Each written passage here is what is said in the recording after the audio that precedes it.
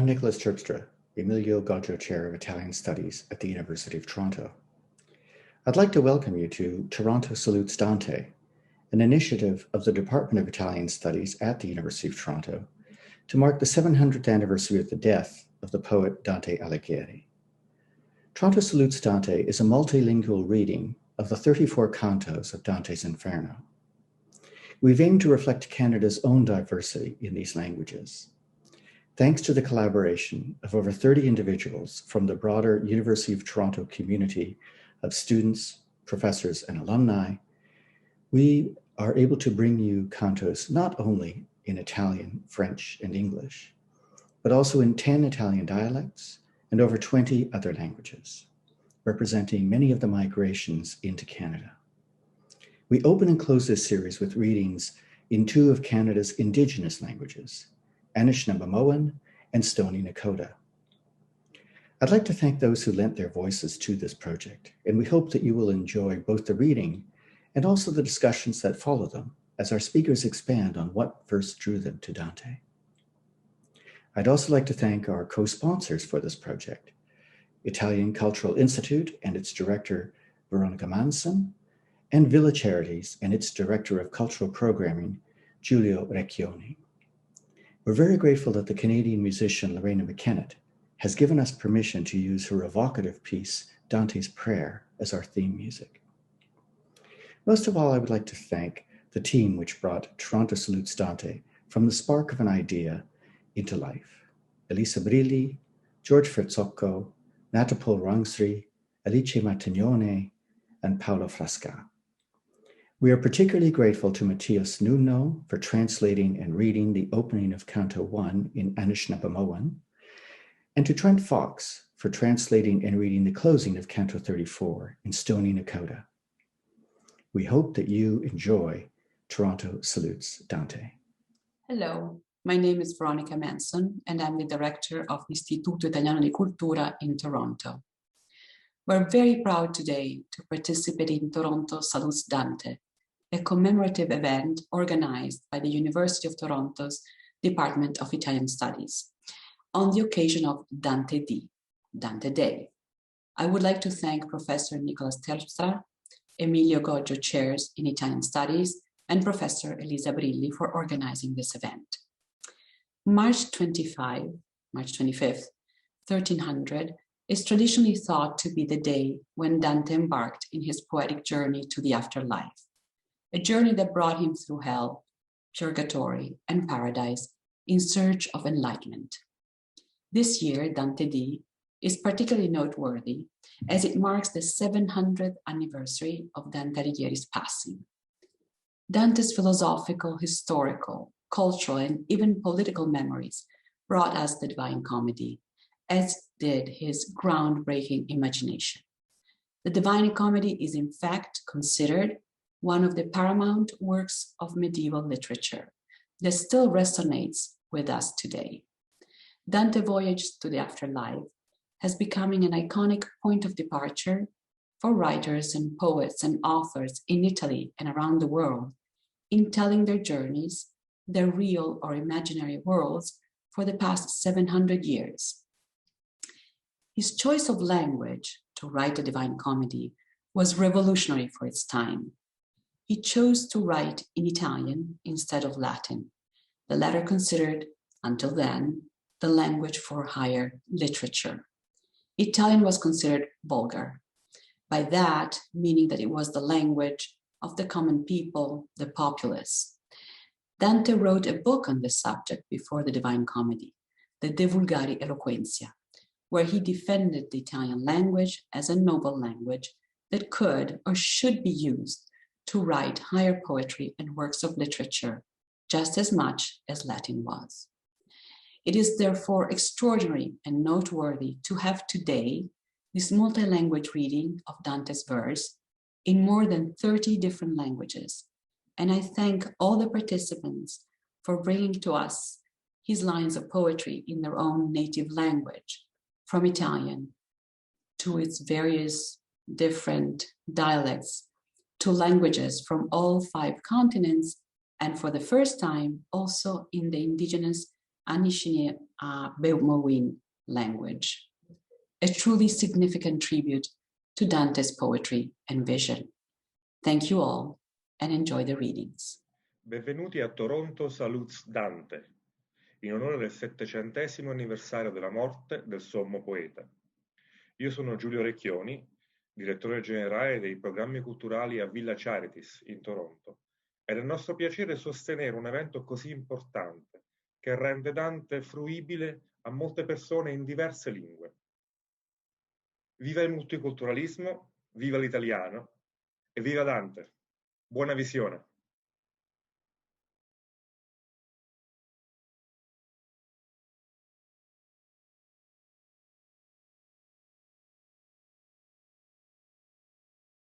Gachi ishkode bakis e bejik. Ipiche nawi ki ba madizimwin. Ningi awenam nin dibikik na wakawa. Onji gawakoshka gi ayan gi wanisian aya. Hawa ani iji mashkawa. Idan ani gi awedika.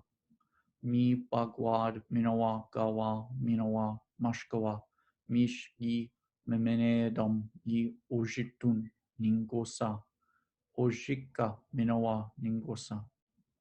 Apache wisenegon a gi nibozi boizi awa aya agawasadin idash iji ba be ikito minogigo gi ni awenem ema ni diba dodin nawash gigo ningi wabamam ninga gawin giget idan ani iji ningi indige ema mi ningi bozigan awan ema aya ani api ningi nagadan akia iji debwe idash ani api ningi awe gi oditan mach vikawadana anda gi ishkawa iya basadina gi ayan gi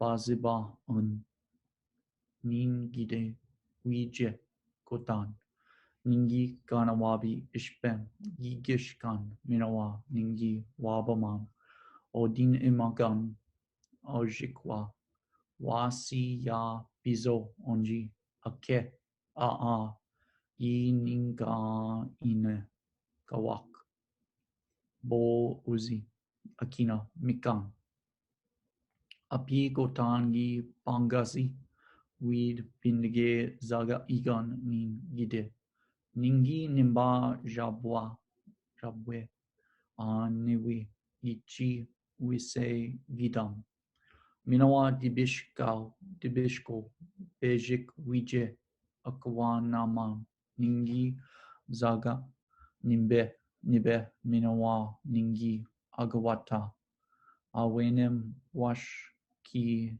giwi nazi nanda nibe minawa ganawabi nin manatu yabi ginjibe yi washki gikwi ganawabam minawa ishkawa dako win da ayan gawin wika mashi ga onji nagondo aweya bimarizan ishkawa ningi ayan agawasi anamwebi ninya gi akoze ningi abicheta minawa bim aya bishishkowa de basadina mi ningi nanga zid gi epen ni sewean. When I had journeyed half of our life's way, I found myself within a shadowed forest where I had lost the path that does not stray. It's hard to speak of what it was, that savage forest, dense and difficult, which even in recall renews my fear. So bitter. Death is hardly more severe. But to retell the good discovered there, I'll also tell the other things I saw. I cannot clearly say how I had entered the wood. I was so full of sleep, just at the point where I abandoned the true path. But when I reached the bottom of the hill, it rose along the boundary of the valley that had harassed my heart with so much fear. I looked on high, and I saw its shoulders clothed already by the rays of that same planet which serves to lead men straight along all roads. At this, my fear was somewhat quieted, for through the night of sorrow I had spent, the lake within my heart felt terror present. And just as he, who with exhausted breath, having escaped from sea to shore, turns back to watch the dangerous waters he has quit, so did my spirit, still a fugitive, turn back to look intently at the past that has never let any man survive. I let my tired body rest a while. Moving again, I tried the lonely slope. My firm foot always was the one below. And almost where the hillside starts to rise, look there, a leopard, very quick and lithe, a leopard covered with a spotted hide. He did not disappear from sight, but stayed. Indeed, he so impeded my ascent that I had often to turn back again. The time was the beginning of the morning. The sun was rising now in fellowship with the same stars that had escorted it.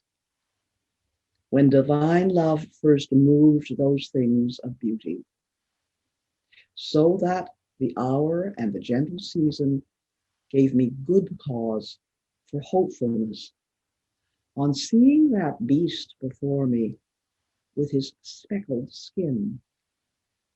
But hope was hardly able to prevent the fear I felt when I beheld a lion, his head held high and ravenous with hunger. Even the air around him seemed to shudder. This lion seemed to make his way against me. And then a she-wolf showed herself. She seemed to carry every craving in her leanness. She had already brought despair to many. The very sight of her so weighted me with fearfulness that I abandoned hope of ever climbing up that mountain slope. Even as he who glories while he gains will, when the time has come to tally loss, lament with every thought and turn despondent. So was I, when I faced that restless beast, which even as she stalked me, step by step, had thrust me back to where the sun is speechless. While I retreated down to lower ground, before my eyes, there suddenly appeared one who seemed faint because of the long silence. When I saw him in that vast wilderness, "Have pity on me," were the words I cried. "Whatever you may be, a shade, a man." He answered me, "Not man. I once was man. Both of my parents came from Lombardy, and both claimed Mantua as native city. And I was born, though late, sub Julio, and lived in Rome under the good Augustus, the season of the false and lying gods. I was a poet, and I sang the righteous son of Anchises, who had come from Troy when flames destroyed the pride of Ilium. But why do you return to wretchedness? Why not climb up the mountain of delight, the origin and cause of every joy? And are you then that Virgil? You, the fountain that freely pours so rich a stream of speech? I answered him with shame upon my brow. O light and honor of all other poets, may my long study and the intense love that made me search your volume serve me now. You are my master and my author, you, the only one from whom my writing drew the noble style for which I have been honored. You see the beast that made me turn aside? Help me, O famous sage, to stand against her, for she has made my blood and pulses shudder. It is another path that you must take, he answered when he saw my tearfulness, if you would leave this savage wilderness. The beast that is the cause of your outcry allows no man to pass along her track, but blocks him even to the point of death. Her nature is so squalid, so malicious, that she can never sate her greedy will. When she has fed, she is hungrier than ever. She mates with many living souls and shall yet mate with many more until the greyhound arrives, inflicting painful death on her. That hound will never feed on land or pewter, but find his fare in wisdom, love, and virtue. His place of birth shall be between two fells.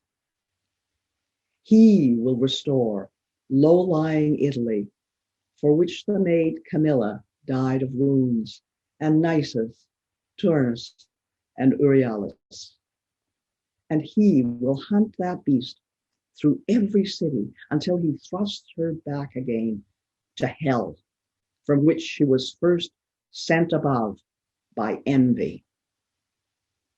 Therefore, I think and judge it best for you to follow me, and I shall guide you, taking you from this place through an eternal place, where you shall hear the howls of desperation and see the ancient spirits in their pain, as each of them laments his second death, and shall see those souls who are content within the fire, for they hope to reach, whenever that may be, to the blessed people. If you would then ascend as high as these, a soul more worthy than I will guide you. I will leave you in her care when I depart, because that emperor who reigns above, since I have been rebellious to his law, will not allow me entry to his city. He governs everywhere, but rules there. There is his city, his high capital. Oh, happy those he chooses to be there. And I replied, O poet, by that God whom you had never come to know, I beg you that I may flee this evil and worse evils, to lead me to the place of which you spoke, that I may see the gateway of St. Peter and those whom you describe as sorrowful. Then he set out, and I moved on behind him.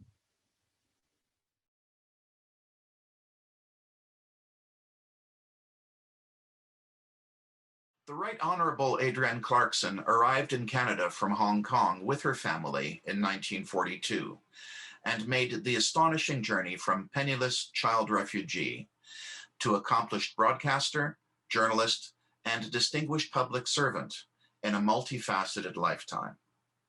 Madame Clarkson was Canada's 26th Governor General from 1999 to 2005. When she left Rideau Hall, she co-founded the Institute for Canadian Citizenship, which helps new citizens to feel involved and included in Canadian life. The ICC hosts annual 6 Degrees events, a global forum on citizenship, immigration, inclusion, and diversity in the 21st century, across many cities including Toronto, Mexico City, Berlin, Montreal, and Calgary.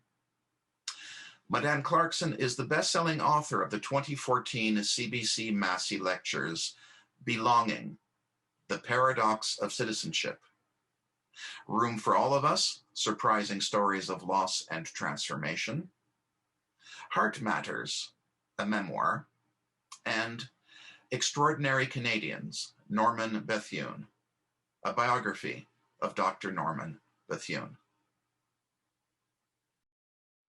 Madame Clarkson, your reading of Dante was literally breathtaking, and it speaks to me of many years of familiarity and contemplation of Dante's text. I'm wondering if you could tell us a little bit about what you can recall about your first encounters or other ones over the course of your life with Dante. Well, I got very interested in English literature when I was in high school, and my mentor and the person who was the most important person in my life as a guide, my Virgil, if you like, he is the most important person outside of my mother and my father, was my high school English teacher, Mr. Walter B. Mann. And he was a wonderful, wonderful teacher, a lover of the language, and he was the person who opened my eyes to how beautiful language could be and poetry and what it meant, and opened a whole part of my soul, I would say, because I'm very good, you might not know it, but I'm extremely good at mathematics. And when I took aptitude tests at high school, they always said I should be an accountant or whatever. And certainly my best marks were in geometry, trigonometry, algebra, calculus, etc. I just aced those because I didn't have to think about them. But Mr. Mann said to me, you're very good at all of that. You're not that good at English, although you seem to be developing yourself. But you don't want to go through your life just acing things and missing out on the real meaning of life. So he introduced me to Dante because it came up, I suppose, in something of Browning's at some point. And he told us about Dante and how Dante had, well, this is what I always remember, had made the choice of writing in the vernacular Italian. And Italian wasn't offered at our high school. Otherwise, I would have raced to it because he read us some. I can't remember now. It must have been horribly accented and everything. But I thought, I remember that in Media Vita. It really resonated with me. And then he told how important it was and how the language was used and how Dante made that choice. So that was my first contact with it. And when I was doing my PhD work at the University of Toronto, which I completed except for my thesis, and I gave up my thesis subject, 7 years after after, as we had to in those days. When I was doing that, we had to have a third language to do the exams for the PhD. I don't know what they do now. And I had English and French, but I didn't have Italian. So I thought, I'll learn Italian and then I'll be able to read Dante. So I batted it up in one summer. I went to a Berlitz course for 6 weeks to sort of get some of the sound in my head. And then I sort of read, I started to read with a version that had the Italian verso and the English recto. And that was wonderful. And all we had to do was, we didn't have to speak or anything for the test. We had to just we were given something and we were supposed to translate it. And that, so I managed to do that. And it was, of course, from Dante. I can't remember what canto it was. It wasn't the first, but I did do that. And in my first year, we had to learn Anglo-Saxon. So just like a language. So I learned Anglo-Saxon so that we could read things like The Dream of the Rood and all of that.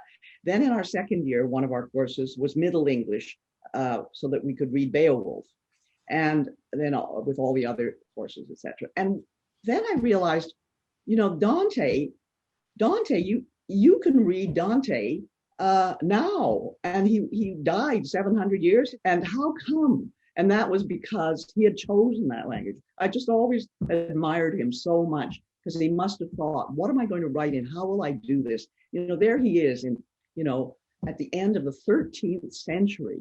I mean, the Renaissance doesn't come, until, the 15th. I mean, what is that? He was incredible that he understood that the language was the essence of what poetry could be.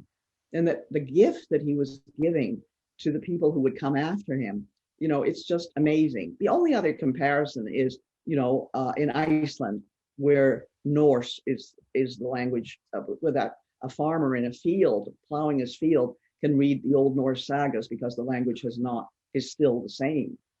But Dante was far ahead of his time, and I think he also understood the beauty of the language, even though we don't know what he did. He was very sophisticated. He was a Guelph. He came from Florence. I loved the Guelph and the Ghibellines when I was studying. One of the things I did alongside the English courses was fine arts, the art and archaeology, as it was then called. So of course we studied all the painting, and we studied Giotto, and so you started to put together Dante with all of that. And so I see him as part of a whole structure. Whenever I go to Italy, which I love, and I see those fresco paintings, and I see what the Italians were doing, and you see the previous, when you see Ravenna, the beginnings of it, you see the breakup of Byzantium, and then you see Italy carrying it on, etc. Dante is central to all of that, and it's not just the poetry, but it's what he represents. For him, I think, the 55 years or something that he lived wasn't very long, but gee, did they ever pack life in those days? There was no such thing as childhood. That helped. And the extended childhood that we now have, with people being children until they're 35 and not leaving home, etc., and sucking their thumbs. Dante would have not known it. I mean, he was already on his way. And we, as human beings, we're probably healthier and have better bone structures and all of that. But boy, we have lost a lot. So let's think that he decided that he was going to write like this. What were his influences? He knew that he was sui generis, really. And he knew that he was going to do something, and he was 9 years old at the time of St. Thomas Aquinas's work. So there is in him a deep religiosity, as well as this idea of finding the classical and the renewal of the classical, having Virgil as his guide, thinking of the Aeneid. And of course, that whole idea of the Western canon is all brought to bear in Dante. You don't lose any of it. I just think he's wonderful. And of course, I loved Canto 5, which I've reread and read, because later in my third year, we did a lot of work on romantic love and courtly love, etc. And the idea that Paolo and Francesca are somehow there. That is not about lust. That is about adultery, but is not about lust. And that always was fascinating to me. And I thought how interesting to see it. And of course, it's fascinated so many people when you see Rodin's sculpture of Paolo and Francesca, when you see Dante Gabriel Rossetti's paintings of that. And there are all these wonderful illustrations that William Blake did for the Inferno that never were really published in an edition, but they were wonderful. They have now been published in an edition with text. But how they grasped the imagination, how he grasped the imagination. And, you know, that's a pretty good run, 750 years. Madam Clarkson, thank you so much for being with us today and for your reading of the first canto of the Inferno. You have already mentioned many reasons why Dante is an author who still deserves to be read and enjoyed. Would you like to share any specific remark about this first canto of the Inferno and this unique entrance into the other world he created? I think what's wonderful about it, and when I was rereading it and reading the various translations, trying to decide which one I would read aloud, it's the introduction of the animals, the heraldic, the sort of almost heraldic idea of what the animals represent, the lion, the she-wolf, and the leopard. I like the leopard being introduced the first with the spots and so on. And the Italians seem to have a fascination for the leopard, you know, that wonderful novel of the leopard that was made into the wonderful film, this idea of spots changing and so on. I think the idea of animals coming, the idea of the natural world, that really is something that makes Dante eternal, is that he brings in the natural and the spiritual into the same plane. He doesn't separate them out, as we all know how that all got separated out, so that you thought of the spiritual and the natural as competing worlds, etc. Right in that poem, you have the two things brought together. And how are they brought together? By a great poet, a bard, who is going to be the guide. And I think that is what is so wonderful. You know, I always get a little thrill when Virgil introduces himself. You know, and I always think, you know, and here he is. He needs no introduction. Virgil is wonderful. And of course, I took Latin all the way through high school, and I loved Latin, and I loved reading what we did of the Aeneid. Of course, we didn't read everything because we had to go on to Caesar's Gallic Wars, and Livy, and I, you know, and the poetry and so on. But I had very good Latin teacher as well, so that I think has, you know, gave me the background for my going on to university and being able to read a lot of English literature, because most people who write, or up till now, till the 20th century, to mid 21st even, have a classical background or read something classical in order to understand. It's their guide, their key, their way into what Dante will always mean. You know, there are certain figures in literature who will always exist, but you know, he wasn't always popular. Goethe thought he was horrible, you know, ridiculous. Voltaire said he was, you know, was silly. All people at different periods of history have said, you know, why read Dante anymore? They really were not interested at all in what Dante was, especially, and yet we realize how much he not only said what he had to say, but he was able to kind of reflect the time, because he, you know, had that knowledge, not just of the poetry, but also what was going on in the world around him, with, as I say, St. Thomas Aquinas and that theology happening. It's really quite something. I was thinking, why isn't Petrarch as famous? And Petrarch is sort of famous in academic circles.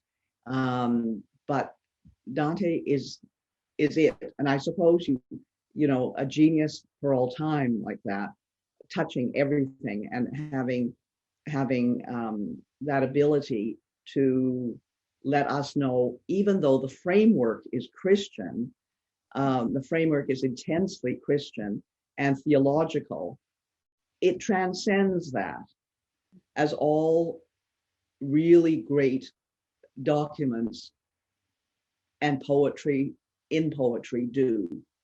Just as you can still read Paradise Lost and you don't have to know about the Civil War, and you don't have to know that Milton followed Oliver Cromwell. What he's transmuted it into is the rebellion of the angels. And what you get from that is filtered through the great poet's sensibilities, understanding, and then, of course, the craft of being able to use the language. And we must never forget that you remember any poetry or anything if it isn't wonderfully written. And that is what it is. It's poetry. It's poetry. It is not transcriptions of people's thoughts or ideas. It is poetry. He was a poet. And that's, Milton was a poet. And so it goes beyond the ideas of what did he believe really, or did he did Milton ever take communion? They ask these dumb questions. It doesn't matter, because what is there on the page and will matter to people no matter what language they originally speak, or if they learn Italian or they read it in translation, or what beliefs they come from, because the poet touches the eternal. And that's what Dante does. Thank you, Madame Clarkson. You mentioned the importance of Dante's linguistic choice, which was already contested when he was still alive. Someone, Giovanni del Virgilio, wrote to him around 1320, suggesting that he should have written his poem in Latin and about historical facts. And needless to say, Dante was quite upset with such a suggestion. As you know, we have just started a multilingual journey throughout the Inferno with your reading and the reading by Matthias before. And I've heard that you carefully decided which English translation you were going to read for us today. Would you like to tell us something about your reasons for choosing Mandelbaum's translation? You mentioned that you also speak Italian, so... Yes, I do. And I was hoping maybe I could read some Italian for you, but I'm not going to subject you to that. I've been learning Italian ever since I started to learn it for my PhD. And I always have this, illusion, belief, conviction that if I spent 4 months in Italy by myself, just living completely in an Italian atmosphere, I would speak it fluently. It's probably not, I could speak it maybe half fluently by then. And I make, the Italians are so kind. Anyway, I chose Mandelbaum because I thought that it read aloud well. And it wasn't just because you were asking me to read it aloud. Poetry is meant to be heard. Poetry is a cadence that is meant to be spoken. And it's not meant to be looked at. It's meant to be read. That's why in literary readings, I really only go to poetry readings. I am not interested in hearing even the best novelists read prose. There's just a big, big difference. And I like to hear people sing, and poetry is the closest thing to singing also. So I really think that Mandelbaum has caught something, although, if that, as I said the other day to you, that Mi ritrovare still kind of bothers me, because I don't, and Mandelbaum just says I found myself, but I think something like I came to myself or whatever. I think Mi ritrovare, it's as though you had yourself and then you lost yourself and found yourself in the wood. That I think is what it's about. I'm going to the woods this weekend, actually. Maybe Dante will come and lead me somewhere. And I would, if he spoke to me in Italian, maybe we would have a conversation, and he'd forgive me for the fact that that I don't speak it very well, but we could walk along and maybe he would take me somewhere and I would see something. I'm sure you will be extremely grateful for your reading as we are. And thank you so much for this opening of our series. Thank you. I enjoyed it very much. And I can't thank you enough for thinking of me and for asking me. Thank you.